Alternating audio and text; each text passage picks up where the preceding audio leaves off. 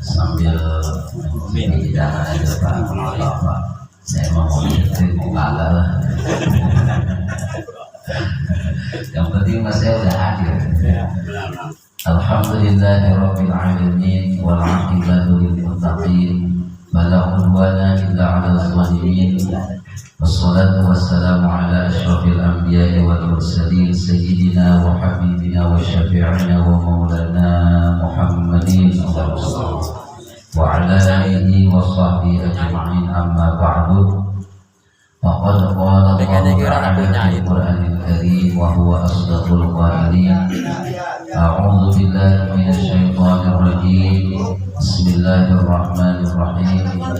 Wa la in sa'altahum man khalaqas samawati wal arda la yaqulunna Allaha al-ayat.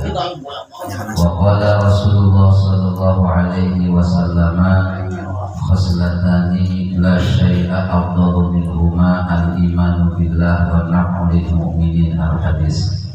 Sadaqallahul azim wa sadaqa rasuluhun nabiyul habibul karim wa na'nu ala zalika minasy syahidin wa syakirin walhamdulillahi rabbil alamin. Yang sama-sama kita hormati dan kita muliakan kepada tuan rumah sahibil bait sekaligus pengurus daripada kegiatan pengajian yasinan keliling Al-Mukarram Bapak Murjido beserta istri dan keluarga besarnya. Kita doakan mudah-mudahan beliau dipanjangkan umurnya, kesehatan badannya, luaskan rezekinya, dan mudah-mudahan dilimpahkan keberkahan dalam kehidupannya. Amin ya Allah ya Rabbal alamin.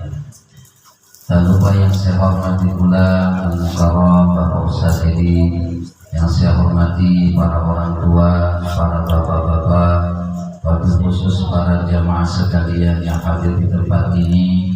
Yang mohon maaf, beribu-ribu maaf tidak saya sebutkan namanya satu persatu, karena memang saya juga kalau nama Pak ingat-ingat enggak ya. Tapi mudah-mudahan saya hanya nyebutin namanya bapak-bapak enggak pada tunduk gitu. Dan juga mudah-mudahan tidak mengurangi rasa hormat dan takzim saya.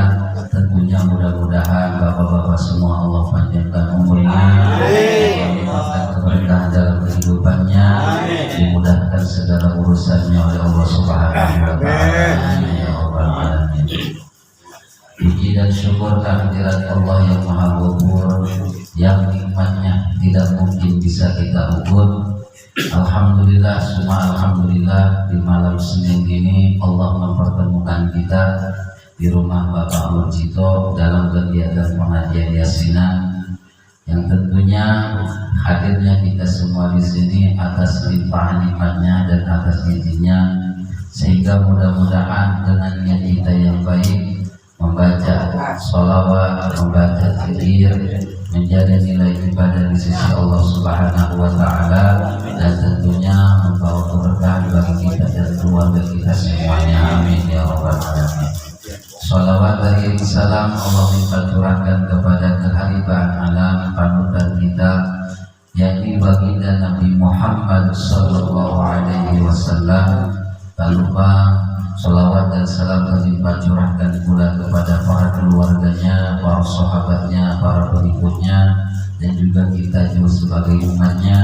Mudah-mudahan di yaumul qiyamah nanti kita akan mendapatkan syafaatul uzmanya. Amin ya Allah ya Rabbal alamin.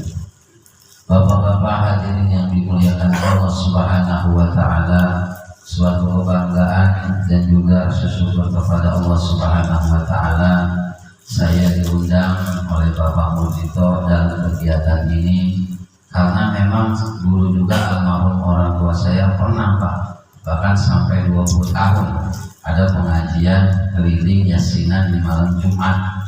Cuma sekarang sudah ya, karena mungkin sudah banyak kesibukan. Tapi tentunya kegiatan ini banyak memberi manfaat dan insya Allah membawa keberkahan.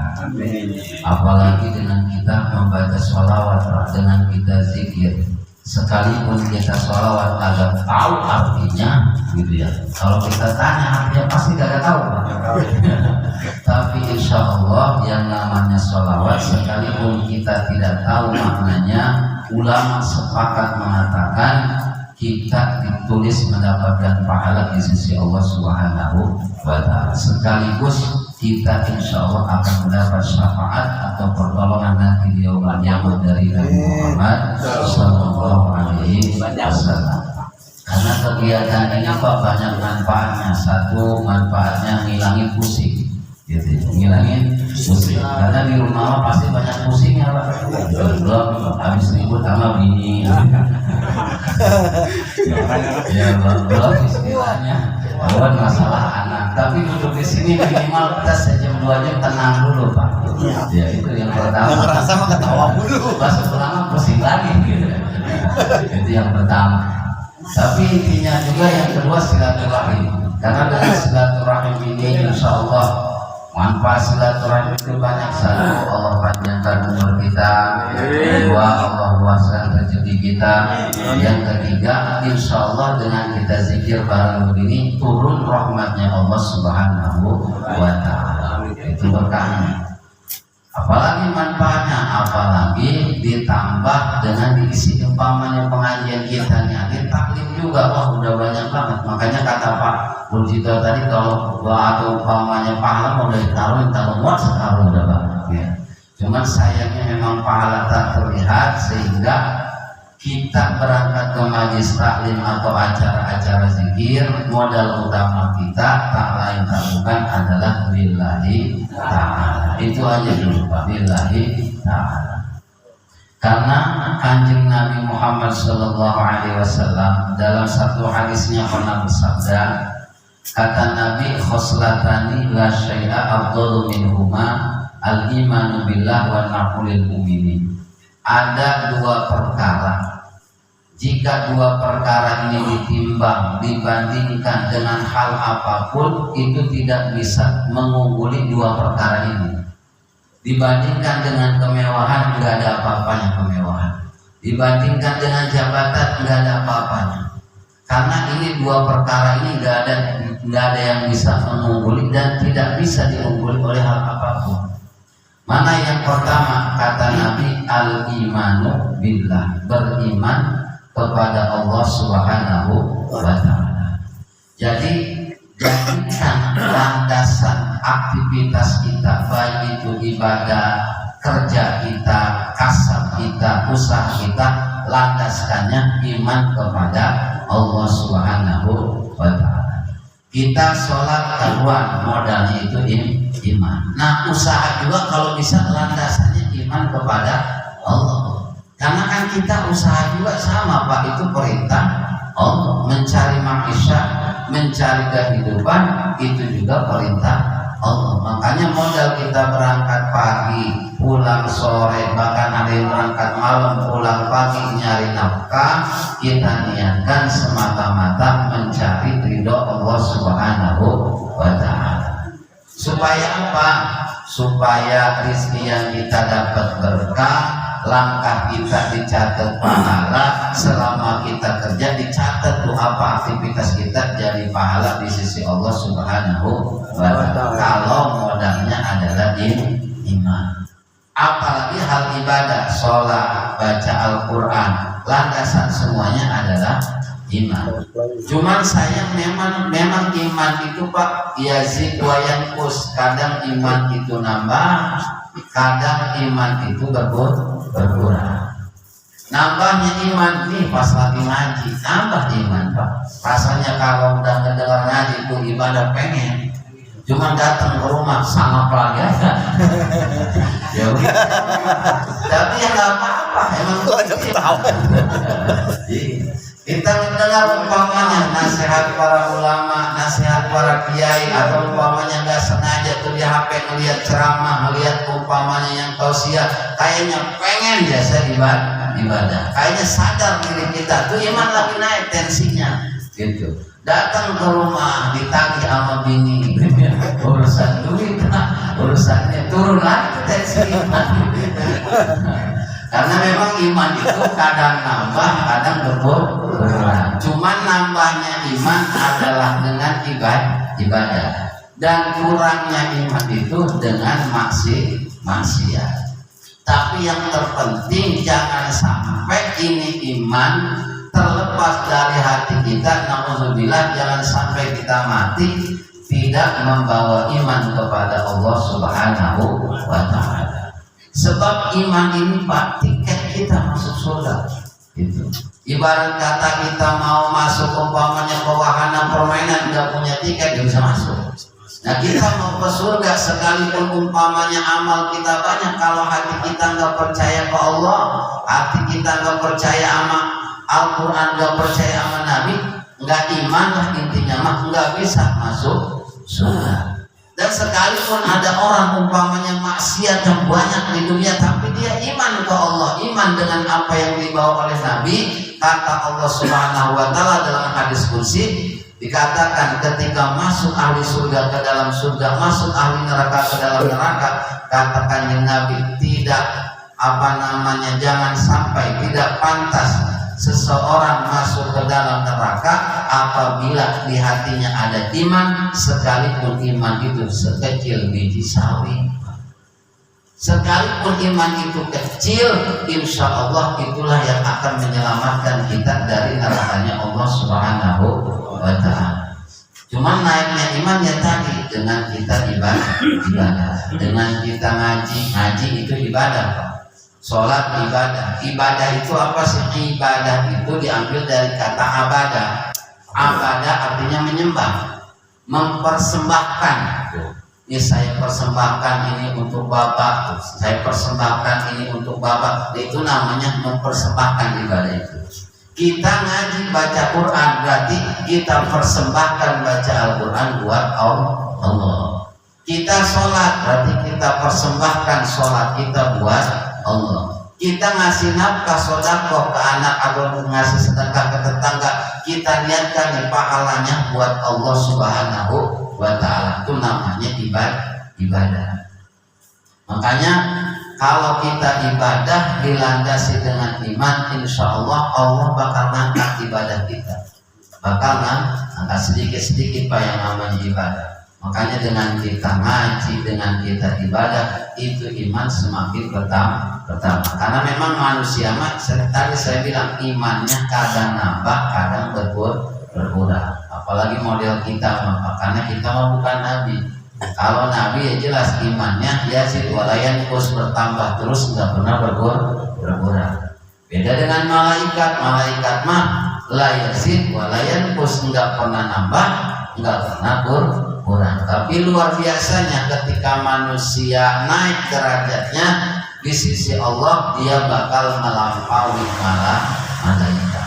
Tapi ketika manusia jatuh ke jurang kemaksiatan, lebih hina daripada syaitan. Makanya dengan ngaji kita ada nasihat, dengan berzikir nih hati kita ada ingat kepada Allah Subhanahu wa ta'ala. Makanya kata Nabi begini, jadidu imanakum bila ilaha illallah. Kata Nabi, renovasi, kalau bahasa rumah, renovasi iman kalian, perbaharuilah iman kalian dengan memperbanyak lafaz la ilaha illallah. Pak, itu Pak, la ilaha illallah jangan dianggap sepele Pak. Orang kufur bisa jadi iman kalau dia mengucap la ilaha illallah. Bahkan orang yang istilahnya meninggal dunia mengucap la ilaha illallah dijamin masuk surga. Apalagi kita bisa sering la ilaha illallah atau la ilaha illallah, beratnya sih kita la ilaha illallah. Kenapa? Karena memang zikir paling utama itu afdhalus zikri la ilaha illallah. Disebutnya kalimatut tauhid, kalimat yang mengesahkan Allah Subhanahu wa ta'ala. Kenapa disebut kalimat tauhid? Karena tauhid itu artinya mengesahkan. Artinya mengesahkan, jangan beranggapan ada Tuhan lain selain Allah. Makanya saya masih senang Pak diundang selamatan, bukan senang amplopnya bukan. Gitu. Senangnya kenapa? Karena ketika kita selamatan Pak, itu orang pada la ilaha illallah. Pada jadi semuanya pada berzikir sekalipun nggak sampai ke hati, yang penting lisannya dulu lah. Yang penting lisannya dia mengucap la ilaha illallah. Sedangkan doa yang paling afdal, doa itu adalah alhamdulillah sebenarnya. Seperti umpamanya bapak ada yang ngasih umpamanya duit sepeda gitu. Alhamdulillah gitu, makasih gitu. Dalam hati kecil kan kita ngomong lagi, kalau ada masalah besok lagi gitu. Ya ibarat kita ke Allah kalau dikasih nikmat alhamdulillah. Ngomong alhamdulillah ini pengen nikmatnya ditambah. Kita juga ada yang ngasih umpamanya sampai alhamdulillah, kalau bisa dalam hati tambahin begitu. Jadi mengucap alhamdulillah sama dengan kita berdoa, cuman berdoanya secara halus. Ya ibarat kata kita mau minjem sesuatu, kalau butuh poin kadang susah Pak. Ya contoh umpamanya, ada umpamanya tetangga lagi macul Pak. Kita butuh pacul sama, kebetulan kita nggak punya pacul. Datang ke rumah tetangga, kata kita assalamualaikum, waalaikumsalam Pak, mohon maaf saya mau minjem pacul. Apa kata tetangga? Lu kagak lihat apa gitu? Orang gua lagi pacul lagi dipakai sih. Nah, kita langsung poin gitu. Coba kalau kita pelan-pelan uji dulu gitu. Apalagi apa? Maju, coba sini kalau itu masih bantuin sebentar. Dibantuin sama kita tuh. Udah dibantuin. Ini kalau udah nggak dipakai, saya pinjam di pacul tuh. Akhirnya apa? Pacul dikasih. Taruh kata tetangga. Ini kebetulan ada daun singkong sekalian tuh. Pacul dapat daun singkong karena mintanya secara halus. Makanya ke Allah juga kita jangan tuduh poin aja. Udah, ya Allah, pengen kaya, jangan begitu. Jadi muji dulu ke Allah, alhamdulillah. Makanya setiap doa kalau kita doakan didahului alhamdulillahirabbil alamin, hamdan yuwafini amahu wa yukafi'u. Kalau nggak bisa ya udah alhamdulillahirabbil alamin. Makanya itu alhamdulillahirabbil alamin luar biasa. Ketika lidah kita masih bisa muji ke Allah, masih bisa ngomong alhamdulillah, masih bisa ngomong bismillah, itu berarti kita enggak melupakan Allah Subhanahu wa ta'ala. Bagaimana enggak syukurnya kita Pak? Ada satu kisah, ada orang soleh datang ke perbukitan, tiba-tiba melihat Pak ada orang enggak punya kaki, enggak punya tangan, badannya pada busuk, pada koleng, dirumungin amal lalat, bahkan bukan amal tahun. Bayangin nggak bisa jalan, tangan nggak punya, dirumuhin tahun atau pada bengep, ya pasti dianggap tahun pada bengep. Cuman ketika orang soleh ini ngedeketin, itu orang yang nggak punya tangan, nggak punya kaki, ngomongnya cuma satu, alhamdulillah, alhamdulillah, tuh gitu Pak. Akhirnya kata orang soleh, oh bingung sama lu katanya. Alhamdulillah yang mana? Kaki kamu nggak dikasih sama Allah, tangan nggak dikasih, bahkan aku pada bengap yang pengetahuan masih ngomong alhamdulillah. Apa jawabnya Pak? Sekalipun tangan saya nggak ada kaki, tapi saya masih punya lidah yang bisa berzikir, bisa memuji Allah Subhanahu wa ta'ala. Makanya kita apa sih Pak yang kita keluhin dalam hidup ini? Coba sampai detik ini kita masih hidup, sampai detik ini kita masih dikasih nih ya kan, masih bisa makan pisang begitu ya, masih kita istilahnya bisa merokok, bisa ngopi, alhamdulillah. Makanya kita mengucap alhamdulillah itu udah luar biasa, tanda kita syukur kepada Allah Subhanahu wa ta'ala. Jadi sebaik-baiknya zikir la ilaha illallah, sebaik-baiknya doa alhamdulillah. Maksudnya apa? Jadi Pak, kalau kita mau aktivitas apa-apa, minimal kita nyebut nama Allah, itu tanda kita iman kepada Allah. Mau minum, bismillah. Mau makan, enggak, paluannya juga Allah berikan, atau bismillah. Wah, luar biasa itu Pak. Atau kita ajarin ke anak kita, tolong baca bismillah dulu. Berarti kita ngajarin tauhid ke anak kita, supaya kita ingat nih, yang ngasih makan Allah, yang ngasih nikmat Allah, yang ngasih sehat kita adalah Allah. Karena sekalipun umpamanya di depan kita ada daging Pak, Oh, umpamanya ditambah istilahnya opor, ditambah istilahnya cuci mulutnya juga buah-buahan yang segar, tapi kita dikasih sariawan semulut buka kan gitu kan. Ya, tidak sariawan, ini sariawan. Komo ditambah sakit gigi, wah udah kagak lawan. Kalau kita ada kayak begitu. Iya. Makanya kita apa susahnya ngomong saya. Nah, jadi landasan hidup kita jangan lupa yaitu beriman kepada Allah Subhanahu wa Ta'ala. Beriman itu penting karena itu modal kita masuk ke dalam surganya Allah. Yang kedua, wanafu lil mu'minin, artinya jadikan bagaimana hidup kita dengan keadaan kita yang kayak begini, tapi kita masih bisa ngasih manfaat kepada orang lain. Saya manggil nggak punya duit, nggak punya, tapi tenaga masih kuat lah. Saya mau ngerodain, gitu, ngejagain masyarakat. Masya Allah, pahalanya gede. Orang mau keluar tadinya takut jadi berani karena masih ada yang berarti kita manfaat bagi orang lain. Makanya posnya kain pos. Artinya kalau kita niatin ibadah ngerondanya aja jadi pahala. Sekalipun istilahnya cuma ngobrol jadi pahala kalau kita niatnya baik. Gitu. Kalau istilahnya ngerondanya sampai dengan tas aja. Waduh.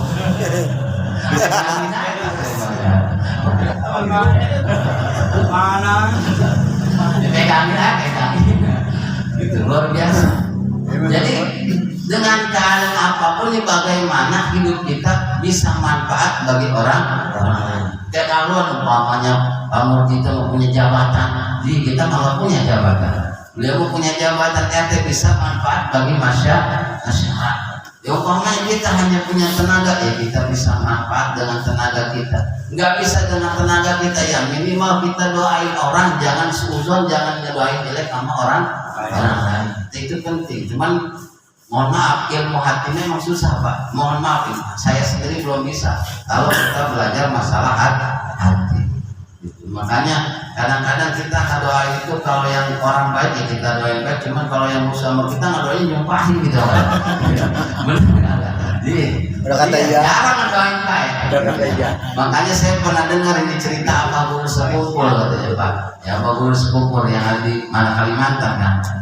Beliau tuh ketika malam hari muridnya lewat, kebetulan kamarnya terbuka Pak. Pas kamarnya terbuka kedengeran sambil nangis tuh abah guru sepupul ngedoa, ya Allah ampuni dosa saya, dosa orang tua saya, dosa guru saya, dosa keluarga saya, murid saya, orang yang cinta sama saya, dan dosa orang yang benci sama saya Pak. Yang benci saya doa lain, kalau kita merata nyumpahin gitu.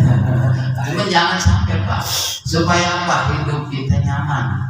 Hidup kita nyaman. Kalau kita umpamanya nggak saling sumpahin, itu nyaman hidup kita. Mau kemana berangkat pun kita merasa nggak ada musuh. Gitu. Makanya bagaimana caranya manfaat ya banyak.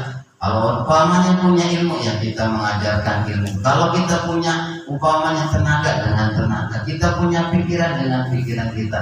Supaya apa?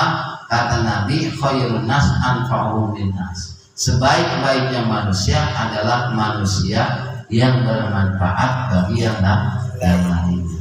Jadi jangan sampai contoh umpamanya. Ketika ada orang umpamanya saya umpamanya punya ilmu tapi nggak mau ngajarin, ntar yang ada apalah kalau percuma punya tetangga ustaz mana gitu ngajarin kalau mau gitu. Ini nggak mau akhirnya dijelekin tidak. Atau umpamanya lah percuma mau punya tetangga kaya nggak peduli sama gua tuh kadang-kadang begitu. Karena sebenarnya perintah Allah itu fokusnya dua Pak intinya. Satu ta'zimullah, yang kedua asyafaqah li khalqihi. Yang pertama perintah Allah itu isinya adalah mengagungkan Allah Subhanahu wa Ta'ala. Yang mengagungkan Allah caranya gimana? Makanya dalam ayat coba berdampingan, wa aqimus sholat wa atuz zakat. Dirikanlah sholat, bayarlah zakat. Berarti kalau mendirikan sholat, mengerjakan sholat, kita mengagungkan Allah. Ketika kita bayar zakat, ya Allah menerima zakat. Berarti zakat kepada siapa? Kepada kepada manusia. Oh, berarti zakat itu sayang cinta kepada makhluknya Allah Subhanahu wa Ta'ala. Jangan dulu yang jauh, yang dekat siapa? Orang tua umpamanya. Ada ayatnya, wa'budullaha wa bil walidaini ihsana. Dua, ibadah kepada Allah dan berbuat baik kepada orang tua. Atau umpamanya ke anak ada perintahnya, atau ada juga itu akrimu auladakum, kata Nabi, muliakanlah anak. Kita nyayangi anak berarti sama menyayangi makhluknya Allah Subhanahu wa Ta'ala. Jadi pada dasarnya perintah Allah ada dua, mengagungkan Allah, yang kedua adalah sayang kepada makhluknya Allah Subhanahu wa Ta'ala. Karena kalau orang fokus di hablum minallah ibadah, nggak mau nggak mau istilahnya bersosialisasi, ya kadang disalahin juga Pak. Nggak bisa umpamanya ada kiai sila ayah umpamanya zikir ayah umpamanya, anak istri nggak dipedulin, dosa. Umpamanya anak istrinya kelaparan dia memegang tasbih, ayo umpamanya dia dosa Pak, begitu ya. Dia sama, karena itu kewajiban menafkahi istri, menafkahi anak, itu dosa. Atau umpamanya hal fardu kifayah, seperti umpamanya di RT 09 010 ada yang meninggal dunia, kebetulan orang Islam nggak ada yang mau ngurusin, dosa 2 RT.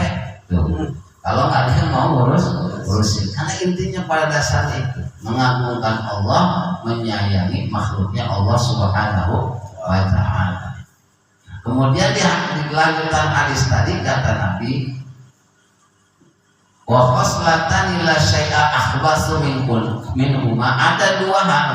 Ini yang paling buruk. Kalau tadi yang paling abdul, sekarang yang paling jelek. Tidak ada yang paling jelek dari 2 hal ini. Mana? Yang pertama asyirku billah, menyekutukan atau musyrik kepada kutukan Allah Subhanahu wa Ta'ala. Jangan sampai Pak kita terjerumus ke dalam kemusyrikan. Karena kemusyrikan itu Pak, Allah itu nggak main-main ngancemnya.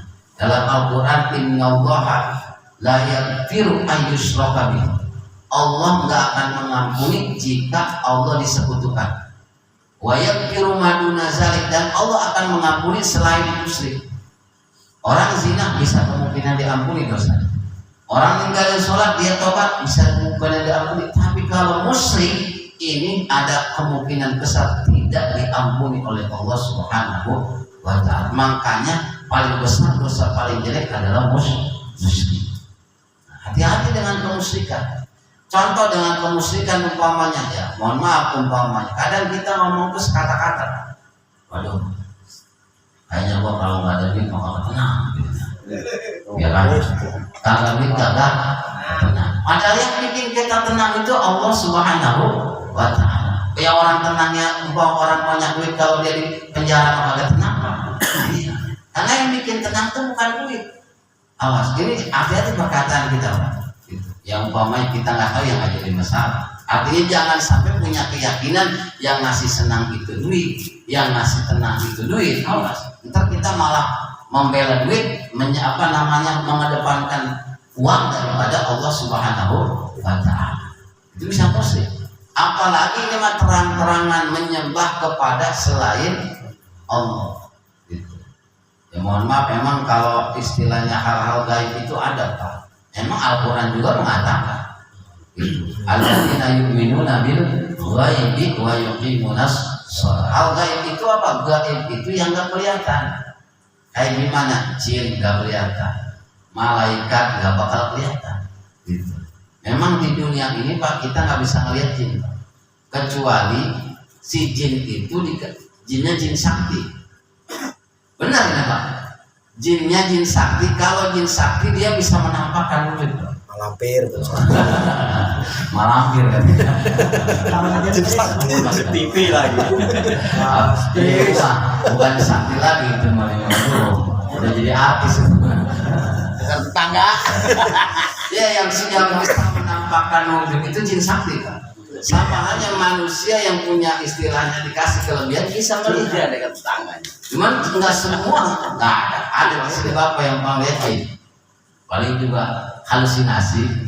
lagi umpamanya berak, umpamanya kencing di bawah pohon, ada yang ngoyak, udah di pertemuan tadi ada yang ngoyak, padahal mah gitu umpamanya bajing lewat, padahal tikus apa, kadang-kadang gitu, karena udah pikirannya ke situ Pak.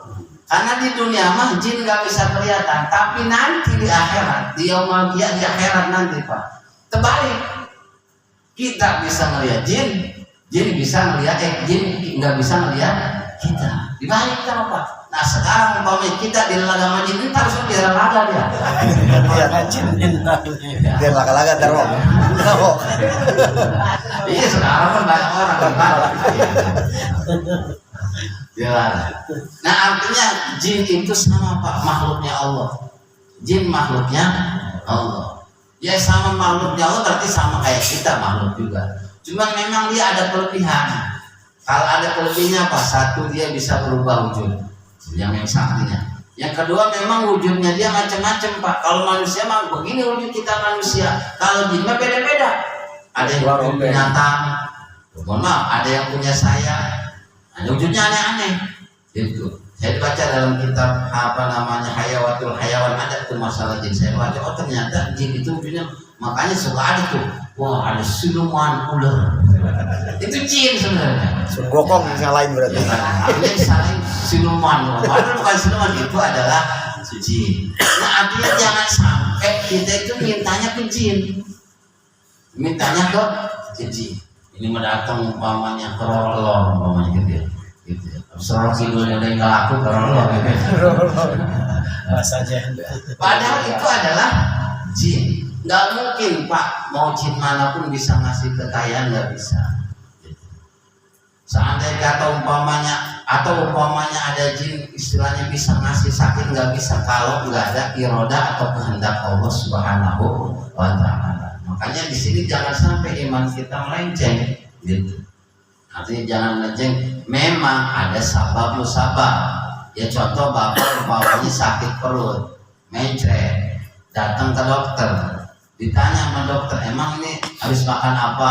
Gitu. Tadi sambal banyak, emang cabenya 1,5 kilo. Apa sih gitu. Berarti sebab musabab itu, karena kebanyakan makan cabai akhirnya sakit perut. Tapi bukan cabai yang bikin kita sakit perut. Pada hakikatnya Allah ngasih kita sakit. Semua Pak hal di dunia ini. Jadi jangan sampai kita menyekutukan Allah Subhanahu wa Ta'ala. Makanya di zaman Kanjeng Nabi pun Pak, di zaman Kanjeng Nabi itu jin nipu manusia. Si jin itu masuk ke dalam satu patung, ke dalam patung setan ini masuk. Kemudian kalau ada yang nyembah patung itu bisa ngomong patung begitu. Ketahuannya lagi ada jin yang iman, ngebilangin ke Kanjeng Nabi itu di situ ada si jin udah terakhir saya pantai itu. Akhirnya pasti cabut jinnya, itu patung nggak bisa apa-apa karena memang ada jinnya. Gitu. Nah makanya di surat apa namanya ayat Al-Quran terakhir kan, Qul a'udzu birabbin nas, malikin nas, ilahin nas, min syarril waswasil khannas alladzi yuwaswisu fi sudurin nas minal jinnati wan nas. Nah, jin itu tugasnya mewaswaskan hati kita. Tuh, mewaswaskan. Makanya mewaswaskan itu kayak gimana? Ya kadang tadi, ya mohon maaf, lagi usaha, lalu maju-majunya usaha, tiba-tiba turun nih. Akhirnya ada yang sebelahnya maju usahanya, udah seuzon naik. Jangan-jangan nih. Coba lihat CCTV kalian tanah kuburan boboksi. Akhirnya macam-macam pikirannya. Itu diwaswaskan oleh yang namanya jin. Karena mau sukses, mau contoh beginilah. Ketika kita dikasih rezeki oleh Allah, pasti kita mengucap apa? Alhamdulillah. Atau usaha lancar terus-terusan, muji Allah nanti. Dikasih seret seminggu nih, pikiran macam-macam. Kenapa nggak ingat Allah ke situ tuh? Giliran dikasih maju ingatnya Allah, giliran dikasih seret malah ingat sama kayak begituan. Kan salah kita. Padahal sama, yang ngasih kita maju usaha Allah, yang ngasih seret juga itu ujian dari Allah. Emang kita hidup mau mulus sayang enggak? Hidup kita ini enggak mulus. Makanya itu hati-hati. Mana contoh kecilnya atau contoh yang istilahnya musyrik itu? Jadi antaranya kita berkeyakinan adanya Tuhan selain Allah itu musyrik. Kita berkeyakinan ada yang ngasih rezeki selain Allah itu musyrik. Kita berkeyakinan ada yang bisa nyembuhin, bisa ngasih sehat selain Allah itu juga musyrik. Kita minum bodek, baik bukan bodek yang nyembuhin, itu mah ada. Ya umpamanya gitu, Pak Ustadz Edi ini kalau sakit kepala minumnya oskadon, habis bodek kagak cocok katanya, ya. Bodek kagak cocok, parames kagak cocok, pas minum oskadon baik. Bukan oskadon yang nyembuhin awas gitu. Buktinya apa? Buktinya Pak RT Mujito mah kalau sakit kepala bukan oskadon, gitu. Koyo dia malah gitu. Artinya ya bukan bodek, bukan oskadon, bukan koyo, tapi yang nyembuhin mah Allah Subhanahu wa ta'ala. Cuman memang waktunya nungguin Pak. Itulah kesabaran kita kadang diuji. Ya kita sama nyari nafkah diuji oleh Allah. Mana di usaha belum ketemu ya sabar. Dia nggak ketemu juga sampai mati ya. Emang segitu di sini.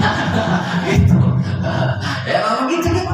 Ini namanya takdir Allah Subhanahu wa ta'ala. Cuman kan ada yang nanya, terus bisa nggak saya pengen sukses, pengen maju, bisa nggak? Bisa, saya bilang. Loh, kok kan nggak bisa? Karena Pak, yang namanya takdir itu memang nggak bisa dirubah kalau manusia yang merubahnya. Tapi kalau Allah yang merubahnya pasti bisa. Nah, terus ngerubahnya gimana? La yarudul qadar illa doa. Nggak ada yang bisa nolak qadar atau takdir Allah kecuali doa. Makanya kita perlu rajin berdoa. Seandainya kata kita ditakdirkan minggu besok sakit, bulan depan kita bangkrut, nah doa dari sekarang kita selalu disehatkan. Berusaha kita sedekah supaya usaha dilancarkan. Itu salah satu kita memohon kepada Allah agar takdir kita lebih baik. Itu makanya hati-hati dengan yang namanya musyrik. Karena makanya dalam surat An-Nas itu Pak, kenapa sampai kita memuji Allah 3 kali? Qul a'udzu birabbin nas, Tuhan manusia, malikin nas, raja manusia, ilahin nas, Tuhan manusia, sampai 3 kali. Karena jin itu berbahaya. Gitu. Beda dengan istilahnya kejelekan manusia. Qul a'udzu birabbil falaq min syarri ma khalaq. Cuman sekali. Makanya antara bahaya jin, bahaya waswas di hati itu lebih bahaya daripada bahaya makhluk. Bahaya digigit ular lebih bahaya jin, karena mewaswaskan hati kita. Kemudian yang kedua, perkara yang paling buruk yang paling buruk ya selain musyrik ialah wadharru lil mu'minin, yaitu kita membahayakan, mencelakakan sesama manusia. Artinya kita jangan saling zalim, jangan saling istilahnya menyakiti, jangan saling merendahkan. Karena kenapa? Ketika kita menyakiti orang Pak, nggak akan mohon maaf, hidup kita nggak akan maju. Kalau kita menyakiti orang. Makanya nyaman kalau kita umpamanya nggak ada orang yang tersakit dengan kita. Ketika kita nggak menyakiti orang lain, insya Allah ibadah kita cepat diangkat, artinya akan diterima oleh Allah, doa kita cepat diijabah, dan juga yang tadi usaha kita dilancarkan oleh Allah Subhanahu wa ta'ala. Yang penting kita jangan zalim kepada orang lain.